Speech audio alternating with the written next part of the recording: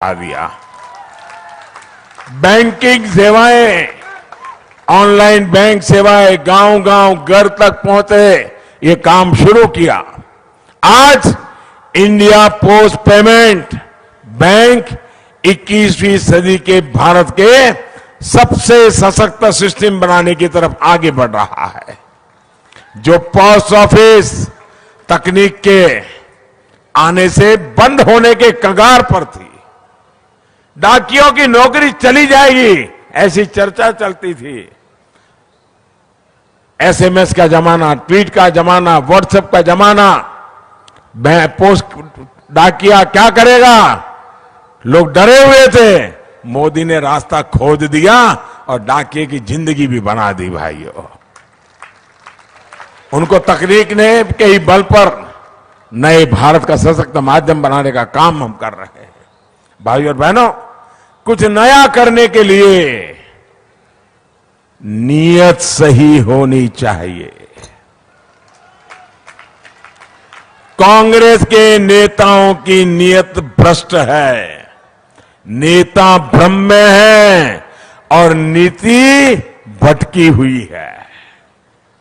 यही है और यही कारण है कि कांग्रेस सामान्य वर्ग के गरीबों को आरक्षण देने की बात अनेक वर्षों से अपने घोषणा पत्र में, ढकोसला पत्र में डालती रही, लिखती रही, लेकिन कभी हिम्मत नहीं जुटा पाई।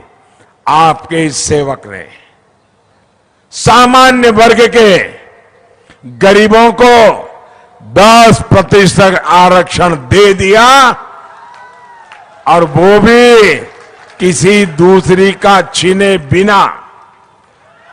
न दलितों का छीना, न आदिवासियों का छीना, न किसी का छीना, न किसी का छेड़ा, और न देश में कोई तनाव पैदा होने दिया।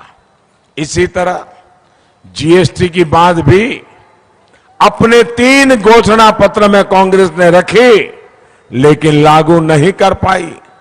देश की अर्थव्यवस्था के लिए जरूरी जीएसटी को लागू करने का काम, देश को अलग अलग टैक्स के जंजाल से मुक्त करने का काम भी ये चौकीदार की सरकार ने किया है।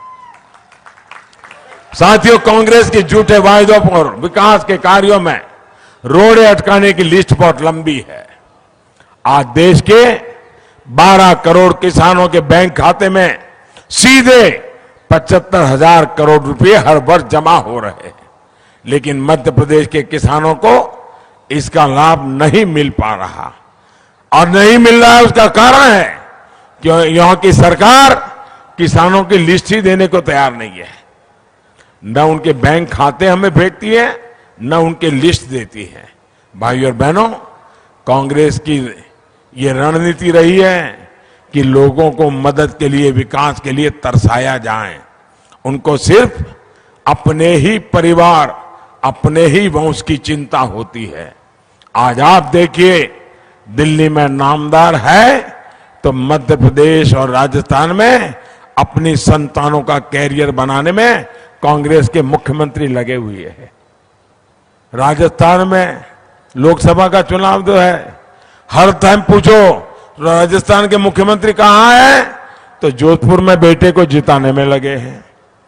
मध्य प्रदेश में पूछो मुख्यमंत्री कहां है, तो बोले छिंदवाड़े में बेटे को संभाल रहे हैं। अरे जो अपने बेटों को संभालने में लगे हैं, वो आपके बेटों की चिंता कहां से करेंगे भाइयों।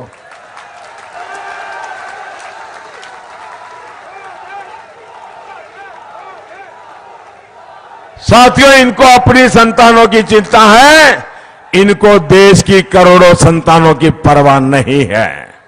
यही कारण है कि राष्ट्रवाद को गालियां देते हैं। ये तो देश की शक्ति है, आप सभी साथियों की ताकत है, जिसके कारण आज इनकी जुबान सिल गई है। वरना इनमें तो पाकिस्तान का पैरोकार बनने की भी पूरी होड़ मची थी। सर्जिकल स्ट्राइक हो, एयर स्ट्राइक हो, या फिर डोकलाम विवाद, हर बार देश के पक्ष के विरोध में ही ये खड़े दिखे।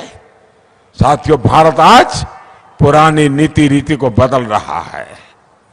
आपका ये चौकीदार लड़ाई को, आतंकवादियों को घर तक ले गया है और भारत अब उन्हें उनके ही घर में घुस करके मारेगा।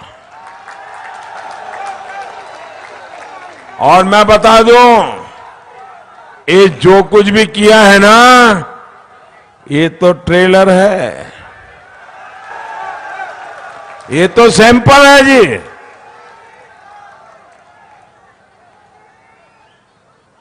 अब देश में जड़ मूल से आतंकवाद को खत्म करके रहना है भाइयों। आप मुझे बताइए, भारत की ये नीति सही है कि नहीं है? हमें आतंकवाद को खत्म करना चाहिए कि नहीं करना चाहिए? नक्सलवाद को खत्म करना चाहिए कि नहीं करना चाहिए? देश को एक बम